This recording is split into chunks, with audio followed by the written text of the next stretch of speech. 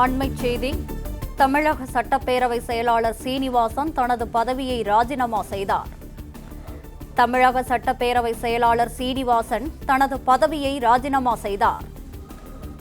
தான் பதவி விலகியதற்கான கடிதத்தை சபாநாயகரிடம் சீனிவாசன் வழங்கினார். இது தொடர்பான கூடுதல் விவரங்களுடன் இணைகிறார் எமது செய்தியாளர் மகேந்திரன். மகேந்திரன், வணக்கம். மேலும் விவரங்களை பதிவு செய்யலாம். செயலாளராக இருக்கக்கூடிய சீனிவாசன் தற்பொழுது பதவி விலகி இருக்கிறார். சட்டப்பேரவை செயலாளராக தான் பணியாற்றி வந்த நிலையில் தற்பொழுது அவர் ராஜினாமா செய்திருக்கிறார்.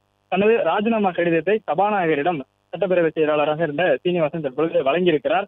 குறிப்பாக 2018ஆம் ஆண்டு முதல் அவர் சட்டப்பேரவை செயலாளராக தமிழக சட்டமன்றத்தில் பணியாற்றி வருகிறார். கிட்டத்தட்ட பல ஆண்டுகளாக இந்த சட்டப்பேரவை செயலாளர் பொறுப்பில் பணியாற்றி வந்த நிலையில தற்பொழுது அவர் ராஜினாமா செய்திருக்கிறார். ஏற்கனவே அவருக்கு 3 ஆண்டுகள் பணி நீட்டிப்பானது வழங்கப்பட்டிருந்தது குறிப்பிடத்தக்கது. இந்த 3 ஆண்டுகள் பணி நீட்டிப்பு வழங்கப்பட்டிருந்த நிலையில்தான் தற்பொழுது அவர் ராஜினாமா செய்திருக்கிறார். சட்டப்பேரவை செயலாளர் பொறுப்பிலிருந்து தான் ராஜினாமா செய்வதாக தனது ராஜினாமா கடிதத்தை சபாநாயகர் ஜே.சி.டி. பிரபாகரிடம் தற்பொழுது சட்டப்பேரவை செயலாளர் சீனிவாசன் வழங்கியிருக்கிறார்.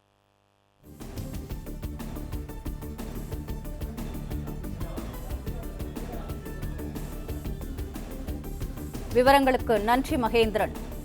பிளே ஸ்டோர் மற்றும் ஆப் ஸ்டோரில் இருந்து பாலிமர் செயலியை QR கோடு மூலம் பதிவிறக்கம் செய்யுங்கள்.